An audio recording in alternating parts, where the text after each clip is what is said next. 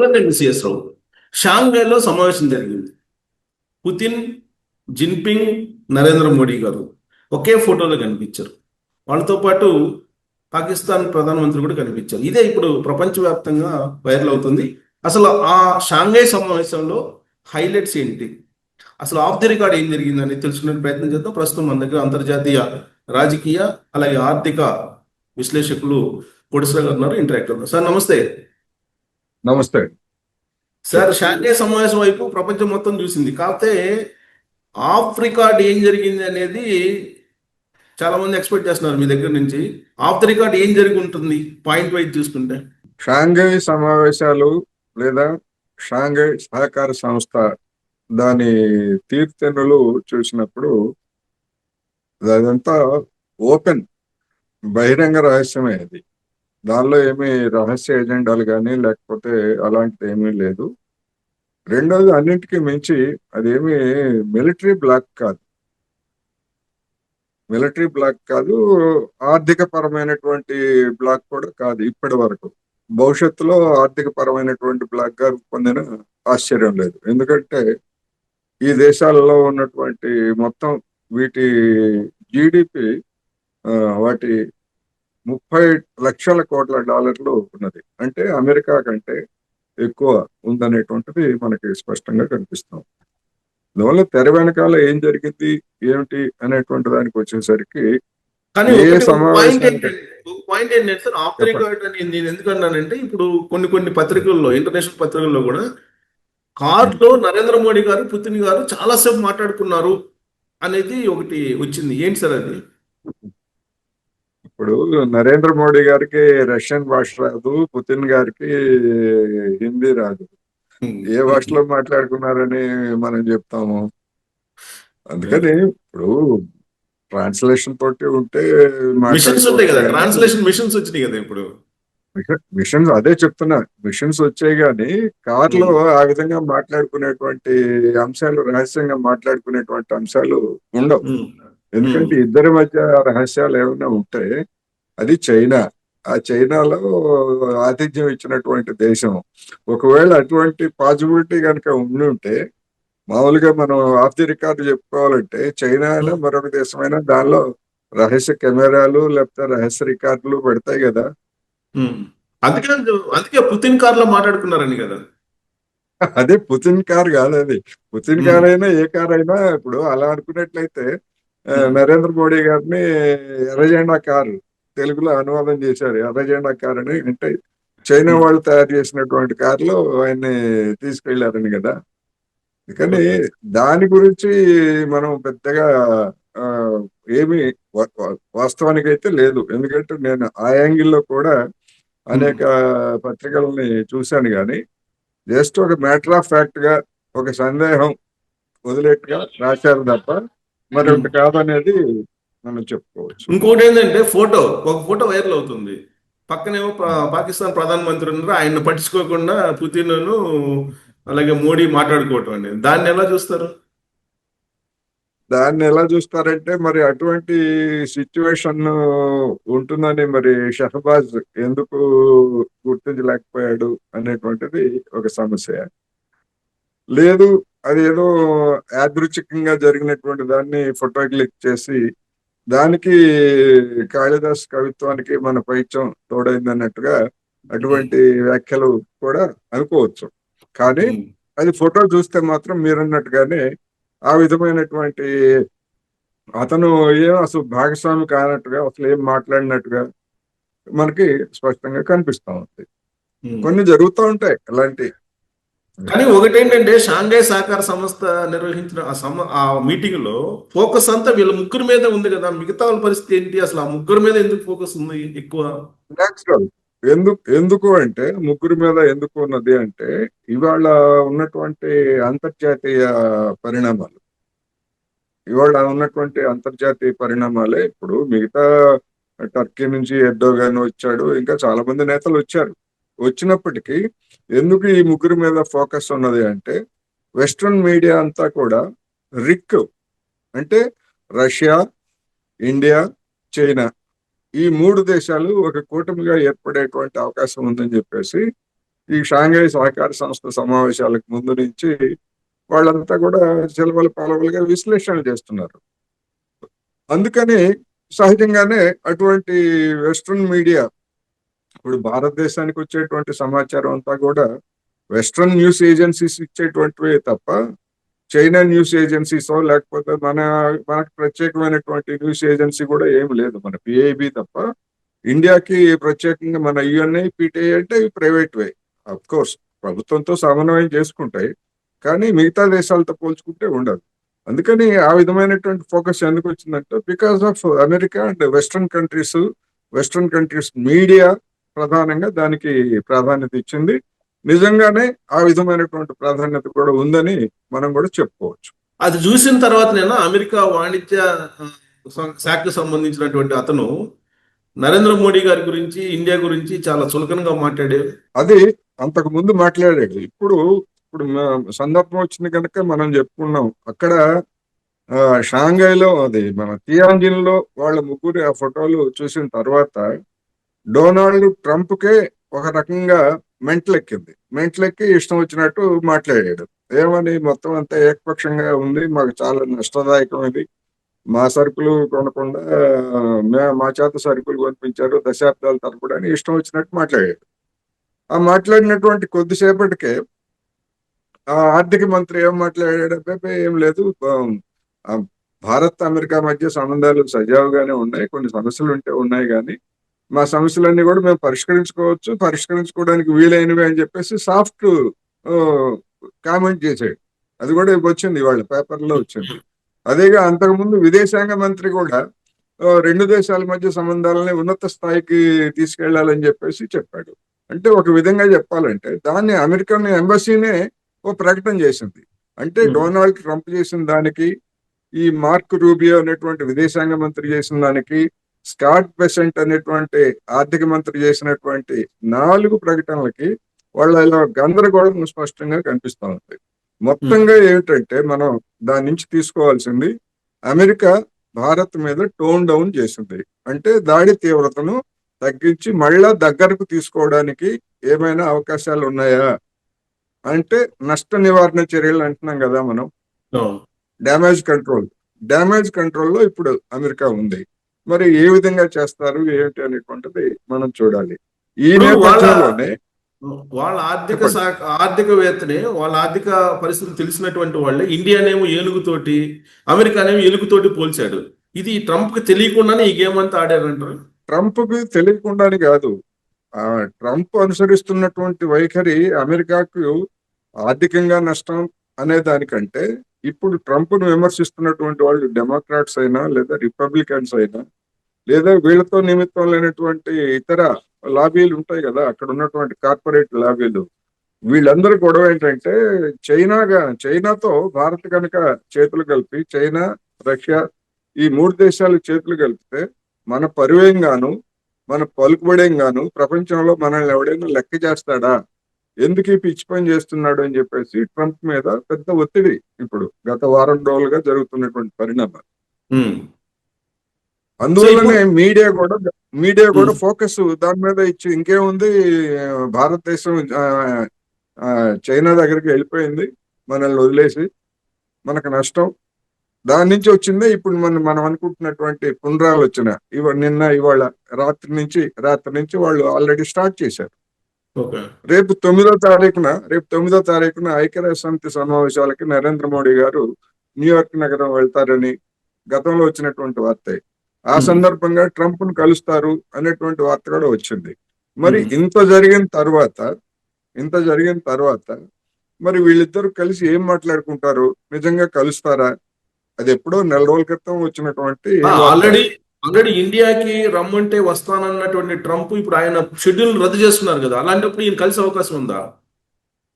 అందుకే చెప్తున్నా, ఇప్పుడు షెడ్యూల్ ని రద్దు చేసుకున్నా లేకపోతే వాళ్ళ డెలిగేషన్ ని పర్యటన రద్దు చేసినా ఏమి చేసినప్పటికీ డొనాల్డ్ ట్రంప్ అనేటువంటి వాడు ఒక ఇన్స్ట్రుమెంట్ మాత్రమే. అక్కడ అమెరికా విధానాలని నిర్ణయించేదంతా కూడా అక్కడ అమెరికన్ కార్పొరేట్ వాళ్ళ ప్రయోజనాలకు అనుగుణంగా కనుక లేకపోయేట్లయితే డొనాల్డ్ ట్రంప్ ని సాయంత్రానికల్లా ఇంటికి పంపించేస్తారు వాళ్ళు. ఇప్పటికే పిచ్చి పనులు చేసి చాలా చెడగొట్టేవారు. ఇవాళ ఉమ్, లేటెస్ట్ గా ఇప్పుడు ఇంతకు ముందే వచ్చినటువంటి వార్త ఏంటంటే అసలు ట్రంప్ రాజీనామా చేస్తాడా, ఎందుకు అనారోగ్యంగా ఉన్నాడు, బాగాలేదని వార్తలు వచ్చాయి కదా. అవును. అంటే ఒకవేళ ఒకవేళ ఆ పేరుతోటే ఏమన్నా ట్రంప్ ని ఇంటికి పంపించడానికి ఏమన్నా ప్రయత్నం చేస్తున్నారా? మొన్న ఓకే. జేడి వాన్స్ కూడా అన్నాడు, ఒకవేళ అవును. ఏదైనా కారణాలతోటి ట్రంప్ దిగిపోయేట్లయితే బాధ్యతలు చేపట్టడానికి నేను రెడీగా ఉన్నానని. పెను ఆడెందుకన్నాడో విషాదం మనకి కూడా, తెలియదు. పెను విషాదం అని కూడా అన్నాడు. అన్నాడు. ఉమ్, అంటే ఏంటంటే సంథింగ్ ఆ పేరుతోటి అనారోగ్యము లేకపోతే వృద్ధాప్య సమస్యలతోటి బాధపడుతున్నాడు అనేటువంటి పేరుతోటి ఏమన్నా ఉమ్. తప్పించడానికి ఏమన్నా ప్రయత్నం జరుగుతుందా అనేటువంటి ఆలోచనలు కూడా వస్తాయి సహజంగా. ప్రపంచవ్యాప్తంగా సోషల్ మీడియాలో ట్రంప్ ఈజ్ డెడ్ అనేది మారిపోయిపోయింది. అవును, అవును. సో ఇప్పుడు అందుకనే షా- లేటెస్ట్ అసలు రాజీనామా ఇప్పుడు నేను ఉమ్, ఇంతకు ముందే చూశాను, పావుగంట క్రితం రాజీనామా చేస్తాడని క్వశ్చన్ మార్క్ పెట్టి ఇవాళ రాత్రి 11 గంటలకు, అంటే వాళ్ళ మార్నింగ్ 11:30కు ఓ ప్రకటన చేస్తాడు అని కూడా ఓ, వచ్చింది. ఏం ఓ, చేస్తాడు, రాజీనామా ప్రకటన చేస్తాడా లేకపోతే ఇంకేమన్నా చేస్తాడా అనేటువంటిది మనకు తెలియదు. ఓ. అందుకని ఈ ప్రపంచం అంతా ఆ ప్రకటన కోసం ఎదురు చూస్తా ఉంది ఇప్పుడు. అంటే మన మన ఏంటనేటువంటిది మన టైం ప్రకారం అర్ధరాత్రి, ఈ అర్ధరాత్రి. ఈ అర్ధరాత్రి. ఓకే. సో ఇదంతా కూడా షాంఘై సమావేశం దాని పరిణామమేనా? దాని ఎఫెక్ట్ ఖచ్చితంగా ఉంటది. ఉమ్, ఎందుకు అంటే షాంఘైలో ఇప్పుడు ఆ సంస్థలో ఉన్నటువంటి దేశాలు కానీ, లేదా ఆ సంస్థతోటి చేతులు కలపాలని ప్రయత్నిస్తున్నటువంటి దేశాలు, లేదా బ్రిక్స్ దేశాలు, ఎందుకంటే బ్రిక్స్ కూడా మరి చైనా, రష్యా ప్రధానమైనటువంటి పాత్రధారులుగా ఉన్నాయి కదా. ఆ ఇరాన్, ఉమ్, ఇటువంటివన్నీ కూడా బ్రిక్స్ కూడా విస్తరిస్తా ఉంది. At um, the same time షాంఘైలో జరిగినటువంటి ఒక ముఖ్యమైనటువంటి నిర్ణయం ఏంటంటే మళ్ళా ఇంకొక బ్యాంకు, బ్రిక్స్ బ్యాంక్ ఒకటి ఉన్నది డెవలప్మెంట్ బ్యాంక్ పేరుతోటి, మళ్ళా షాంఘై కోఆపరేషన్ సంస్థ తరఫున కూడా మేము కూడా దీని తరఫున కూడా ఒక బ్యాంకును ఏర్పాటు చేస్తామని చెప్పేసి షీ జిన్పింగ్ అనౌన్స్ చేశారు. ఓకే. ఎందుకంటే అంటే ఇప్పుడు చైనా వాళ్ళు చూసినప్పుడు ఏంటంటే తాబేల్లాగా మెల్లగా ఒక్కొక్కటి టైట్ చేసుకుంటూ వెళ్తున్నారు. వాళ్ళేమి తొందరపడదలుచుకోలేదు, తొందరపడరు కూడా. తొందరపడి పావుకుంటే ఏమి రాదు ఇవాళ ఓకే. ఉన్నటువంటి పరిస్థితుల్లో. ఇప్పుడు దాన్ని చూసి అమెరికా వాళ్ళు ఉమ్, ఖచ్చితంగా బెంబేలెత్తుతున్నారనేది మనం చెప్పుకోవచ్చు. సో షాంఘైలో జిన్పింగ్, నరేంద్ర మోడీ గారు ఇద్దరు ఒకటైనట్టు, అంటే ఇండియా చైనా ఇక నుంచి ఆత్మీయంగానే కొనసాగుతాయని అనిపిస్తుందా ఈ మీటింగ్ తర్వాత? చూడాలి. ఎందుకు అంటే గతంలో ఇప్పుడు మనకి 1962లో చైనా, భారత్ మధ్య జరిగినటువంటి వార్ తర్వాత 2020 వరకు, అంటే దాదాపు అదొక 38 సంవత్సరాలు, ఇదొక 20, 58 6 దశాబ్దాల పాటు మరి ఎలాంటి ప్రాబ్లమ్స్ లేకుండా దిగుమతులు, ఎగుమతులు ఇతరత్ర అన్ని కూడా సంజావుగా జరిగాయి కదా. ఉమ్, ఈ గాల్వన్ ఉదంతాలు అనేటువంటివి జరిగాయి. ఆ గాల్వన్ ఉదంతాల మీద కూడా 2-3 వర్షన్స్ ఉన్నాయి. ఒకటి అమెరికా వాడు చెప్పినట్టు మన వాళ్ళు తొందరపడ్డారని అని ఒక వర్షను. అలా కాకుండా అమెరికా వాడి కుట్రలను ఎదుర్కోవడానికి చైనా వాళ్ళు గాల్వన్ సరిహద్దుల్లోకి సైన్యాన్ని తరలించారని, దాన్ని చూసి మన వాళ్ళు, ఇట్లా రకరకాలు ఉన్నాయి. మనం చెప్పలేము అటు ఉమ్. జరిగిందా ఇటు జరిగిందా అనేది, కానీ మొత్తం మీద అమెరికా వాడి హ్యాండ్ అయితే ఉందనేది కామన్ గా కనిపిస్తా ఉంది. మరి సో అప్పుడు యాక్చువల్గా చైనా చైనా దృష్టిలో ఒక పక్క భారత్, ఇంకొక పక్క అమెరికాని పెడితే ఏది కావాలి అని కోరుకోమంటే చైనా ఏ దేశాన్ని కోరుకుంటుంది? ఇవాళ ఉన్నటువంటి పరిస్థితుల్లో చైనా భారత్కే మద్దతు ఇస్తుంది, భారత్కే ప్రాధాన్యత ఇస్తుంది. మరి ఉమ్, చూడండి, మీకు ఈ నెల రోజుల్లో జరిగినటువంటి పరిణామాలు చూసినప్పుడు అంతకు ముందు మనకి ఎరువులు ఎగుమతుల మీద ఆంక్షలు పెట్టింది. అదే విధంగా రేర్ ఎర్త్స్, మ్యాగ్నెట్స్, వాటన్నిటి మీద ఆంక్షలు పెట్టింది. ఇట్లా ఇవన్నీ చూసినప్పుడు ఈ నెల రోజుల కాలంలో అంటే మన వైపు నుంచి గ్రీన్ సిగ్నల్, చైనాతో మేము స్నేహంగా ఉంటాము, మీతో స్నేహంగా ఉంటాము అని మన వైపు నుంచి గ్రీన్ సిగ్నల్ వెళ్ళిన తర్వాత అవన్నీ ఒక్కొక్కటి మొత్తం అంతా సడలించారు కదా ఓకే. ఈ నెల రోజుల కాలంలో.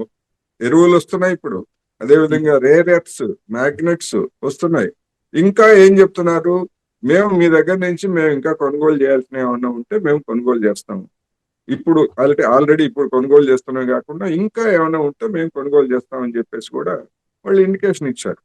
ఓకే. అందుకని ఇప్పుడున్నటువంటి పరిస్థితుల్లో ఉమ్, ఇప్పుడు మనకి సామెత ఉంది కదా, చేతిలో ఉన్నటువంటి ముంత నీళ్లు, మబ్బులను చూసి చేతిలో ఉన్న ముంత నీళ్లు పారేసుకోకూడదు అన్నట్టుగా అమెరికా వాడు ఏదో తవ్వి తలకెత్తాడు అనుకుంటే ఇంత చేసిన తర్వాత వాడు మళ్ళా ఇప్పుడు చైనాని కాదని రష్యాని కాదని ఇది ఇప్పుడు వాడి దగ్గరికి వెళ్తే ఇంకా చులకనైపోతాం.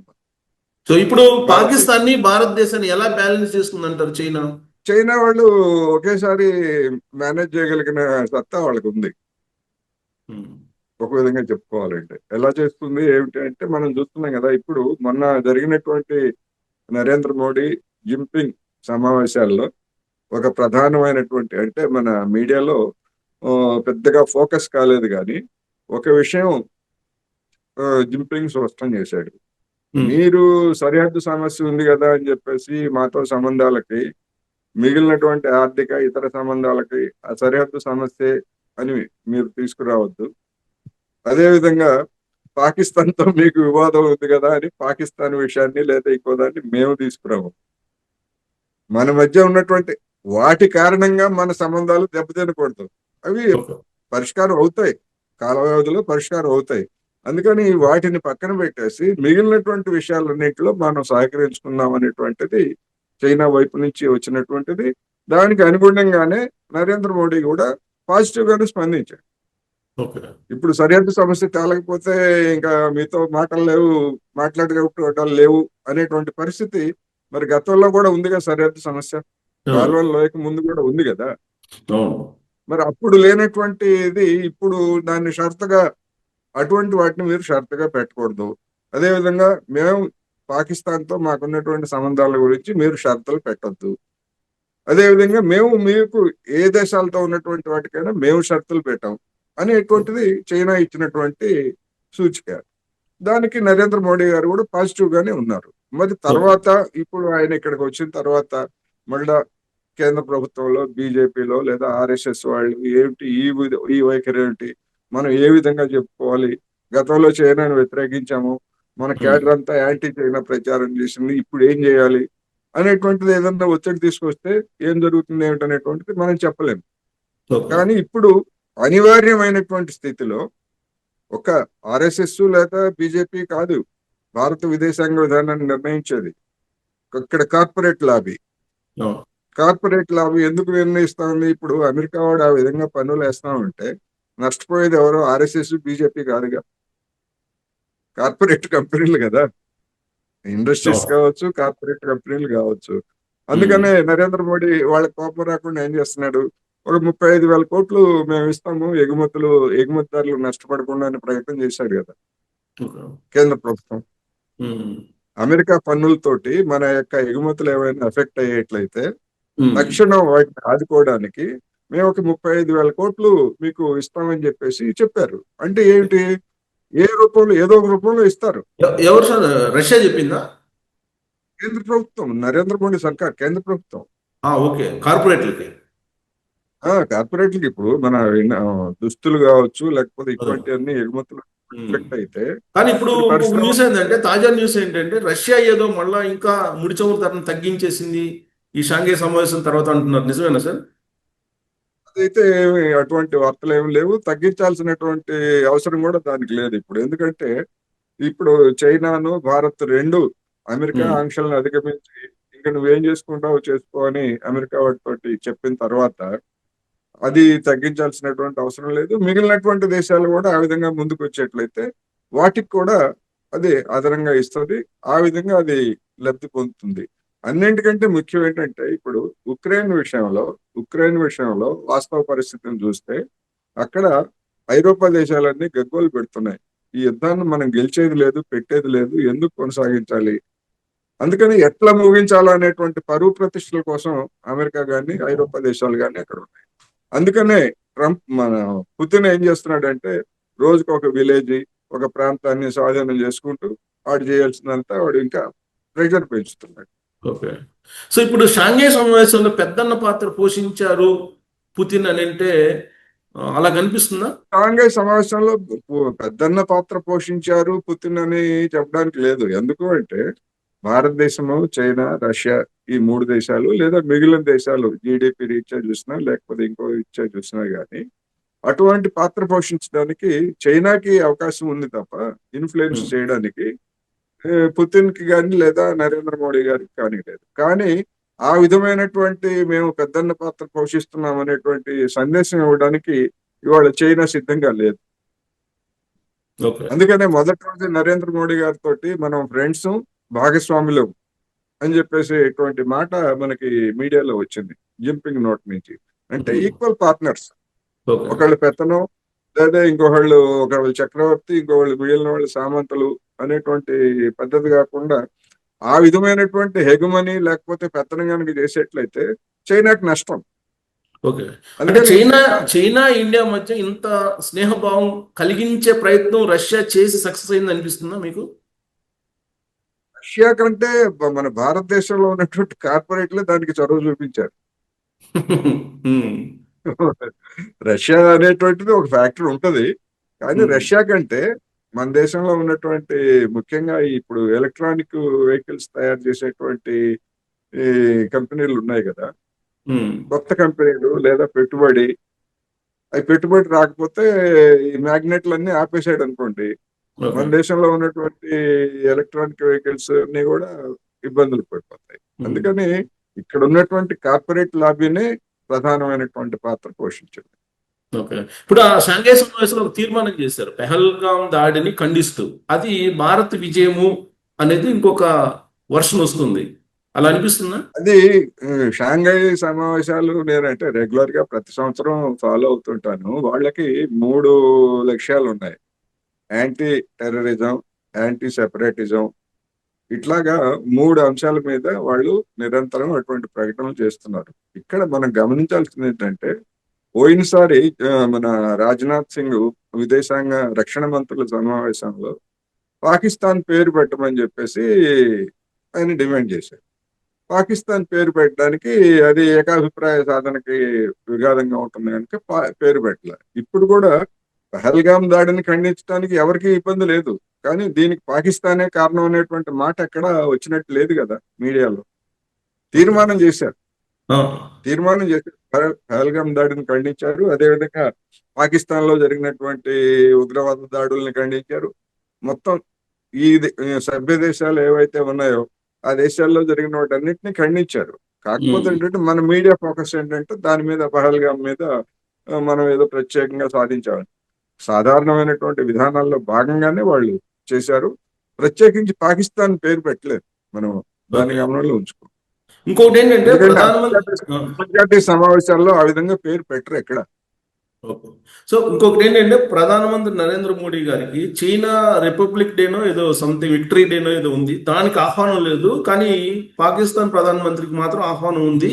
ఇది భారత్ని తక్కువ చేసినట్టే అనేది ఇంకొక న్యూస్ వస్తుంది. దాని మీద ఏంటి అది సార్ మీరు?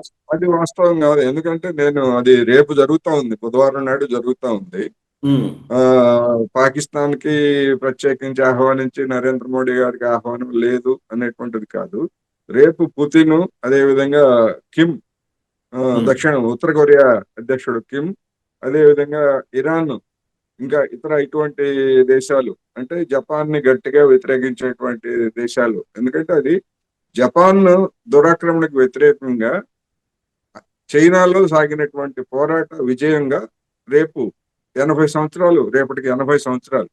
ఉమ్, రెండో ప్రపంచ యుద్ధ సమయంలో జపాన్ వాడు చైనాను ఆక్రమించాడు.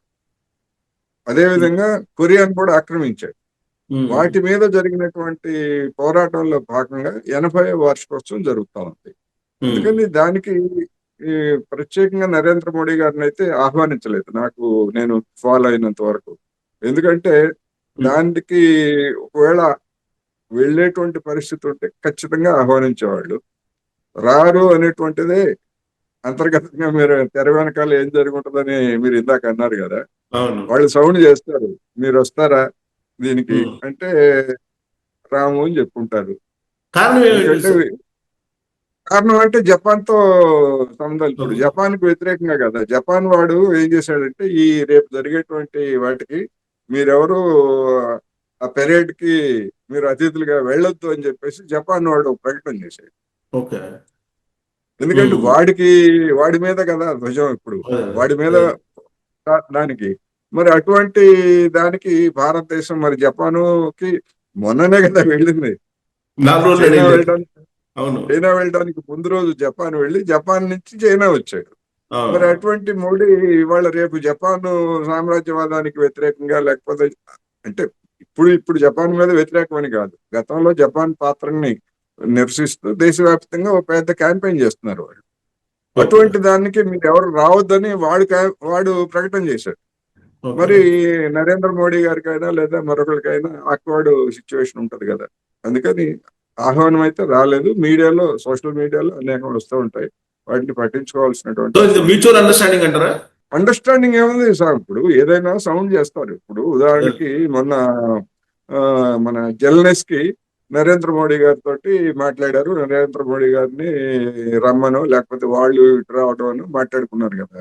కానీ అదే అవును. జెల్నెస్కి అంతకుముందు ఏం చెప్పాడంటే ఈ వెస్ట్రన్ కంట్రీస్ అన్ని ఆ, నా ఉక్రెయిన్ మీద ఒక సమావేశం జరిపారు. సమావేశం జరిపితే ఆ సమావేశానికి భారత్ను కూడా ఆహ్వానించారు. భారత్ను ఆహ్వానిస్తే మేము రాము పొమ్మన్నారు వీళ్ళు. ఓకే. మాకు మాకు మద్దతుగా మీరు రావన్న తర్వాత మేము మీతో ఎట్లా మాట్లాడతాము, మీ దేశానికి ఎట్లా వస్తాము అని చెప్పేసి అప్పుడు ఇదే జెల్నెస్కి ఉమ్. అప్పుడు ప్రకటన చేశాడు ఇండియాకి వ్యతిరేకంగా. ఓకే. మరి ఇప్పుడు ఉమ్. మరి భారత్ ఏ విధంగా వెళ్తుంది ఒకవేళ జెల్నెస్కీ తోటి ఉక్రెయిన్ కానీ. అందుకని ఇట్లాంటి కొన్ని ఇబ్బందులు, దౌత్యపరమైనటువంటి ఇబ్బందులు కావచ్చు, మర్యాదలు కావచ్చు, ఏదైనా కొన్ని ఇబ్బందులు ఉంటాయి. కానీ ఇది పాకిస్తాన్ ప్రధానమంత్రి వెళ్తున్నారుగా, అది ఎలాగో పాకిస్తాన్ ప్రధానమంత్రి పాకిస్తాన్ అమెరికా. ప్రధానమంత్రి వెళ్తున్నట్టు నేనైతే చూడలేదు. నిర్ధారణ ఉమ్. చేసుకోవాలి, కన్ఫర్మ్ చేసుకోవాలి. ఎందుకంటే పాకిస్తాన్ ప్రధానమంత్రి వెళ్తున్నాడు అంటే అది మీడియాలో ఫోకస్ అయ్యి వచ్చి ఉండేది. కానీ అట్లేమీ రాలేదు. వీళ్ళ ముగ్గురు మీదనే ఉంది. వీళ్ళు ముగ్గురు ఆ. పాల్గొంటారు, ఉమ్. మిగిలినటువంటి దేశాల ప్రతినిధులు కూడా పాల్గొంటారని ఉంది తప్ప పాకిస్తాన్, నేను అనుకోవడం పాకిస్తాన్ ప్రధానమంత్రి కూడా పాల్గొనే అవకాశం లేదు. ఎందుకంటే పాకిస్తాన్ ఇవాళ అమెరికాతో కూడా సంబంధాల్లో ఉంది కదా. ఉమ్. అమెరికాతో కూడా సంబంధాలు ఉన్నది. అది జపాన్కి వ్యతిరేకమైనటువంటి వైఖరిని తీసుకుంటుందని నేనైతే అనుకోవట్లేదు. ఏమైనా ఒకసారి దాన్ని నిర్ధారించుకోవాల్సింది. ఇప్పటికైతే మాత్రం పాకిస్తాన్ పాల్గొంటుందనేటువంటిది ఎక్కడ లేదు. సో ఓవరాల్ గా షాంఘై సమావేశం తర్వాత అమెరికా డాలర్ పడిపోబోతుంది రాబోయే రోజుల్లో, ఆ మేరకు కీలక నిర్ణయాలు తీసుకున్నారు అనేది ఒకటి వినిపిస్తుంది. అంటే డాలర్ని ఇక్కడ మర్చిపోవటమైనా రాబోయే రోజుల్లో? షాంఘై సమావేశాలకి డాలర్ పతనానికి ఏం సంబంధం లేదు. ఎందుకంటే డాలర్ పతనం అనేటువంటిది అమెరికాలో అంతర్గతంగా తలెత్తినటువంటి సంక్షోభం. అమెరికాలో ఇప్పుడు ఈ ట్రంప్ టారిఫ్లతోటి వచ్చేటువంటిది మాంద్యం వస్తుందని చెప్పేసి చెప్తున్నారు గట్టిగా. ఇది దీనికంటే ముందే ఇతర కారణాలతోటి 2008లో వచ్చినటువంటి సంక్షోభం దానికంటే పెద్దది. అమెరికా అప్పు, ఇవాళ అమెరికా అప్పు 123% ఉంది. దాని జీడిపికి 123% ఉంది. ఇంకా పెంచుతోంది. ఏడాదికి ఒకసారి పార్లమెంట్ ద్వారా పెంచుకుంటూ పోతున్నారు. అందుకని ఇవన్నీ ఈ కారణాలతోటే అసలు సంక్షోభం వస్తుందని గతంలోనే ఆర్థికవేత్తలు హెచ్చరించారు. ఇప్పుడు స్టూడెంట్ లోన్స్ కావచ్చు, ఇంతకుముందు గృహాల లోన్స్ కి డిఫాల్ట్ లేకపోతే ఇటువంటి వాటి మీద వచ్చింది. అక్కడ స్టూడెంట్ లోన్స్ అనేటువంటి ఒక పెద్ద సమస్య, అదే ఒక గుద్దుబండలాగా మారిపోతాం. అందుకని దానికి సంబంధం లేదు. అయితే ఈ దేశాలు బ్రిక్స్ కానీ లేదా షాంఘై సహకార సంస్థ దేశాలు కానీ స్థానిక కరెన్సీల్లో, అంటే ఇప్పుడు భారతదేశము చైనా ఉంది, మనం రూపాయలు ఇస్తాము, వాళ్ళు యువాన్లు ఇస్తారు. లేదా భారతదేశము రష్యా ఉంది, వాళ్ళు రూపుల్స్ మనం తీసుకుంటాం, మన రూపాయలు వాళ్ళు తీసుకుంటారు. ఇటువంటి ఎక్స్చేంజెస్ కి గతంతో పోలిస్తే ఇప్పుడు పెరుగుతున్నాయి. ఉమ్.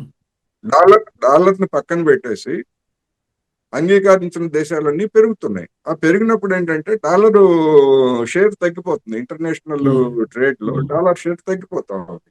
అది ఇప్పటికీ బలంగా ఉంది. అందుకని ఇప్పటికిప్పుడు ఈ తెల్లవారేసరికి పడిపోతుందనో అటువంటిది మనం అనుకోక్కర్లేదు. ఇంకా కనీసం ఒక 10-15 ఏళ్ళు ఇదే ధోరణితో కనుక కొనసాగితే ఇంకొక 10-15 ఏళ్ళు, 20 ఏళ్ళు కూడా డాలర్ ప్రభావం తప్పకుండా ఉంటుంది.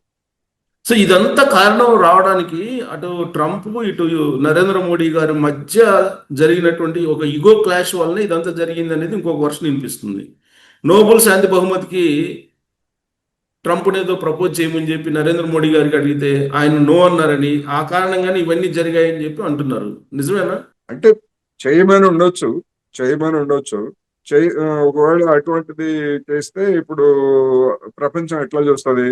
పాకిస్తాన్, భారత్ రెండింటిని ఈక్వల్ గా చూస్తుంది. ఎందుకంటే పాకిస్తాన్ వాడు ఓపెన్ గా చేశాడు కదా, ఉమ్, ప్రకటించాడు కదా. అవును. అందుకని వాడు చేసిందే మనం చేస్తే అంటే ఇద్దరు కలిసి అమెరికాని ప్రసన్నం చేసుకోవడానికి ప్రయత్నిస్తున్నారు వీళ్ళు. వీళ్ళు కొట్టుకుంటారు. కానీ వాడి దగ్గరకు వచ్చేసరికి మాత్రం వాడికి వజన్ చేస్తారనేటువంటి అభిప్రాయం వస్తుంది. ఉమ్, రెండోది, దానికంటే ముందు అమెరికా మన మీద చేస్తున్నటువంటి ఒత్తిడి. ఏమిటి ఒత్తిడి అంటే మన వ్యవసాయ రంగాన్ని, మన పౌల్ట్రీని, అదేవిధంగా మన పాడి పరిశ్రమని, వీటన్నింటిని కూడా ఈ మార్కెట్ లోకి వాడి ఉత్పత్తుల్ని అలో చేయమని చెప్పేసి ప్రధానమైనటువంటి ఒత్తిడి. అవును. అక్కడే అసలైనటువంటి క్లాష్. ఆ ఉమ్, క్లాష్ తోనే అది గనక చేసేట్లయితే భారతదేశంలో ఉన్నటువంటి రైతాంగం వెంటనే రియాక్ట్ అయ్యేటువంటి అవకాశం ఉంది. వెంటనే ప్రభావితం అవుతుంది. ముందు ఇప్పుడు మనం చూస్తున్నాం కదా, ఆంధ్రప్రదేశ్ లో ఆక్వా రొయ్యల అవును. రైతులు తక్షణమే ఏ విధమైనటువంటి ప్రభావం పడిందో మనం చూస్తున్నాం కదా. అవును. అందుకని మన వ్యవసాయ రంగానికి, మన పాడి పరిశ్రమకి, మన కోళ్ల పరిశ్రమకి ఉమ్, దెబ్బ అని ఇప్పుడు కాదు, నరేంద్ర మోడీ రాకముందే మన్మోహన్ సింగ్ ప్రభుత్వం మీదనే ఒత్తిడి చేసింది అమెరికా. ఓకే. 2014కు ముందు అమెరికా ఒత్తిడి ఉమ్, చేస్తే అప్పుడు మన్మోహన్ సింగ్ కూడా లొంగలేదు. లొంగకపోతే ఏం చేశారంటే తర్వాత అదే ఒత్తిడి కొనసాగిస్తామంటే కోడి మాంసం కాదు, మేము బాతు మాంసం దిగుమతులకు అనుమతిస్తామని చెప్పేసి బాతు మాంసం మీద ఉన్నటువంటి పన్నును తగ్గించారు. ఓకే. ఉమ్, అంటే ఏదో ఒక సంతృప్తి, అదే అదే. సంతుష్టీకరణ అంటున్నాం కదా. ఉమ్, ఉమ్, అందుకని కోడి మాంసం మీద కానీ, లేకపోతే జున్ను లేదా ఇతర ఆ, డైరీ ప్రోడక్ట్స్ మీద, ఇటువంటి ఉమ్, వాటి మీద మాత్రం లొంగట్లేదు. ఓకే. సో మొత్తం మీద అది రాబోయే రోజుల్లో ఇప్పుడు పుతిన్ రాబోతున్నారు ఇండియాకి, జిన్పింగ్ రాబోతున్నారు. అంటే అవును, ఈ రాకపోకలు ఇవన్నీ కూడా రాబోయే రోజుల్లో అమెరికాకి ఖచ్చితంగా ప్రమాదమేనా? ప్రమాదమే. ప్రమాదం అంటే ఏ విధంగా ప్రమాదం? ప్రపంచంలో దాని పలుకుబడి తగ్గిపోద్ది. ఈ మూడు దేశాలు ఒక ఒకటి అవుతున్నాయి, దగ్గర అవుతున్నాయి అమెరికాకి అనేటువంటి అభిప్రాయం మిగతా దేశాల్లో కలిగితే మిగిలిన దేశాలన్నీ వీళ్ళ వైపు వస్తాయి కదా. ఉమ్, ఇప్పుడు తటస్థంగా ఉన్నటువంటి దేశాలు ఇటు మొక్కుతాయి కదా. ఓకే. ఇటు మొక్కటం అంటే అమెరికా పలుకుబడిని మేము లెక్క చేయనట్టు. ఓకే. అమెరికా పలుకుబడిని లెక్క చేయకపోతే ఇంకా ఇప్పుడు మనం చూసాం బంగ్లాదేశ్ ఏ విధమైనటువంటి వైఖరి అవును. తీసుకుందో చూసాము. బెదిరించాడు హసీనా ఉండగానే, ఏం చేసుకుంటావో చేసుకో అని చెప్పేసి వాడు చైనా వైపు మొగ్గాడు. శ్రీలంక, ఇట్లాంటి చిన్న చిన్న దేశాలు కూడా అమెరికాని ఖాతరు చేయకుండా ఓరాబే అన్నట్టుగా అంటే అది అమెరికాకి మొత్తంగా ప్రపంచంలోనే దానికి ఆ విధంగా నష్టం. ఓకే. ఇప్పుడు జెలెన్స్కీ కూడా రాబోతున్నారు. ఇప్పుడు ఉక్రెయిన్ అధ్యక్షుడు ఆయన కూడా ఇండియాకి రాబోతున్నారు అంటున్నారు. ఆ రాక అనేది యుద్ధాన్ని ముగింపు దిశగా ఆలోచించవచ్చా? మన దేశం వచ్చి అతను చేసేది ఏం లేదు. ఇప్పుడు ఉమ్, ఉక్రెయిన్ యుద్ధంలో మన ప్రమేయం కానీ లేదా మన ప్రభావం కానీ అక్కడేమి పనిచేయదు.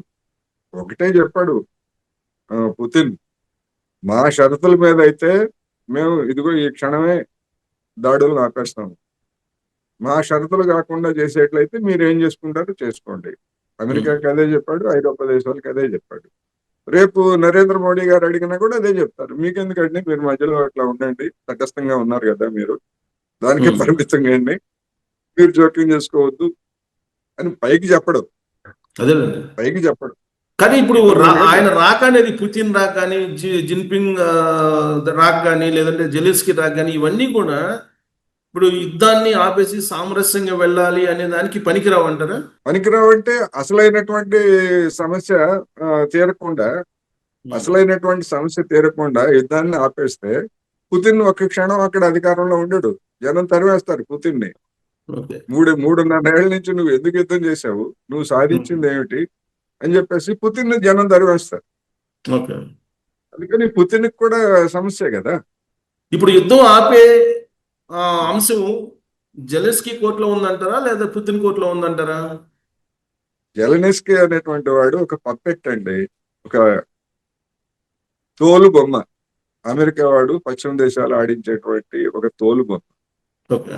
ఇప్పుడు జెలెన్స్కీ పరిస్థితి ఏముందంటే, ఇప్పుడు ఎన్నికలు జరిగితే ఒకవేళ ఆ రష్యా షరతులతోటి యుద్ధాన్ని ఆపేయడానికి అంగీకరిస్తే, యుద్ధాన్ని ఆపేసినా కూడా జెలెన్స్కీ గెలవడు.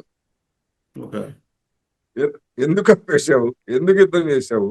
ఆ చేసుకున్న రాజీ ఏదో 3.5 ఏళ్ల క్రితమే చేసుకుంటే ఇంత నష్టం జరిగి ఉండేది కాదు, ఇంతమంది చనిపోయి ఉండేవాళ్ళు కాదు, ఇంత నాశనం అయి ఉండేది కాదు అని చెప్పేసి వాడికి కూడా అదే పరిస్థితి. పుతిన్కి ఓకే. ఎట్లాగైతే ఏమి తేలకుండా చేస్తే పుతిన్కి ఏ విధమైనటువంటి వ్యతిరేకత వస్తుందో, పుతిన్కి లొంగిపోతే జెలెన్స్కీ కూడా అదే పరిస్థితి. ఓకే. సో రాజకీయ కోణం నేను చూస్తే ఆ కోణంలో చూస్తే ఓవరాల్ గా ఈ పరిణామాలన్నీ, అంతర్జాతీయ పరిణామాలన్నీ భారతదేశానికి అనుకూలంగా కనిపిస్తున్నాయా? అనుకూలంగా అంటే ఒక విధంగా చెప్పాలంటే ఒక అనుకూలంగా ఉంటాయి. ఎందుకు అంటే మనం పాత హిస్టరీలోకి వెళ్ళాలి. దాన్ని కూడా మనం చూస్తే కానీ ఇప్పుడు ఆ రోజు అంటే నెహ్రూ హయాంలో భారతదేశం మీద అమెరికా తీవ్రమైన ఒత్తిడి తెచ్చింది. మీరు ఓకే. మాతో చేరండి, సోవియట్ యూనియన్ మీరు వ్యతిరేకంగా మా క్యాంపులో చేరండి అని చెప్పేసి ఒత్తిడి చేసింది. అప్పుడు కూడా ఇదే కథ. ఓకే. ఆ విధంగా రాజకీయంగా చేరమంటాం తప్ప, ఆ రోజు మన దేశంలో ఉన్నటువంటి ఆహార కొరత లేకపోతే ఇతర పరిశ్రమలు ఇటువంటి వాటి అన్నిటికీ ఒక్క సాయం కూడా చేయలేదు ఓకే. అమెరికా. అటువంటి పరిస్థితుల్లో ఇవన్నీ చేయడానికి సోవియట్ యూనియన్ ముందుకు వచ్చింది. అయితే అప్పుడు కూడా భారతదేశంలో ఉన్నటువంటి పాలకవర్గం అంటే అప్పుడు కూడా కార్పొరేట్లే. ఇప్పుడు మనం ఏదైతే భాష అనుకున్నాం అప్పుడు కూడా కార్పొరేట్లే. వాళ్ళ యొక్క చొరవతో ఏంటంటే, మనం అటు వెళ్ళినట్టు ఉండొద్దు, ఇటు వెళ్ళినట్టు ఉండొద్దు, అలీనం తటస్థంగా ఉందాం అనే పేరుతోటి తటస్థంగా ఉంటూ అటు రష్యా నుంచి లబ్ధి పొందారు, సోవియట్ యూనియన్ నుంచి, ఇటు అమెరికా నుంచి లబ్ధి పొందారు. సేమ్ ఇప్పుడు కూడా అంతేనంటారా? ఇప్పుడు కూడా అయితే ఇప్పటికీ అప్పటికి తేడాలు ఉన్నాయి కొన్ని. అందుకని ఇప్పుడు ఏమి చేస్తారు? ఇప్పుడు కూడా నా అభిప్రాయం ప్రకారం మన ఇండియన్ కార్పొరేట్లు అమెరికా బెదిరింపుల్ని తట్టుకోవడానికి ఆనాడు నెహ్రూ ఎట్లాగైతే సోవియట్ వైపు మొగ్గాడో, ఇప్పుడు కూడా నరేంద్ర మోడీ ద్వారా చైనా వైపు మొగ్గించి వాళ్ళ నుంచి కూడా రాయితీలు పొందటానికి, అమెరికా నుంచి కూడా రాయితీలు పొందటానికి